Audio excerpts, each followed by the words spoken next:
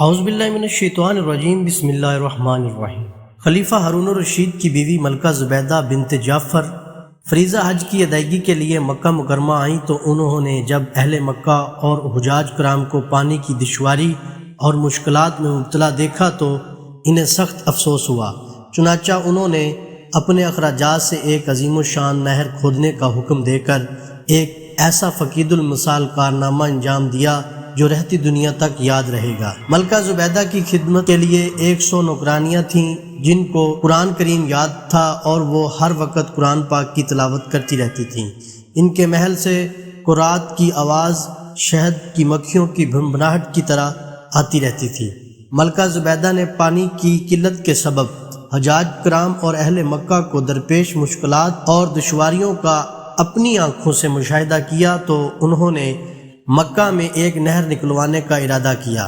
اب نہر کی کھدائی کا منصوبہ سامنے آیا تو مختلف علاقوں سے ماہر انجینئرز بلوائے گئے۔ مکہ مکرمہ سے 35 کلومیٹر شمال مشرق میں وادی جبین کے جبال طاد سے نہر نکالنے کا پروگرام بنایا گیا۔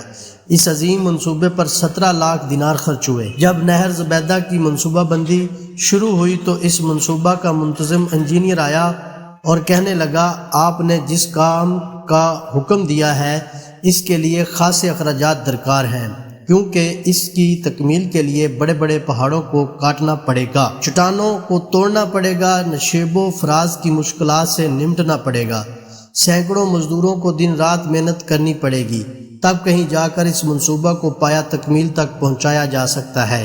یہ سن کر ملکہ زبیدہ نے چیف انجینئر سے کہا، اس کام کو شروع کر دو، خواہ کلہاڑے کی ایک ضرب پر 1 دینار خرچ آتا ہو۔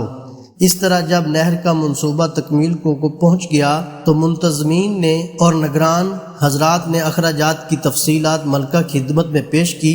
اس وقت ملکہ دریائے دجلہ کے کنارے واقع اپنے محل میں تھیں۔ ملکہ نے وہ تمام کاغذات لیے اور انہیں کھول کر دیکھے بغیر دریا برد کر دیا اور کہنے لگیں، الہی، میں نے دنیا میں کوئی حساب کتاب نہیں لینا، تو بھی مجھ سے قیامت کے دن کوئی حساب نہ لینا۔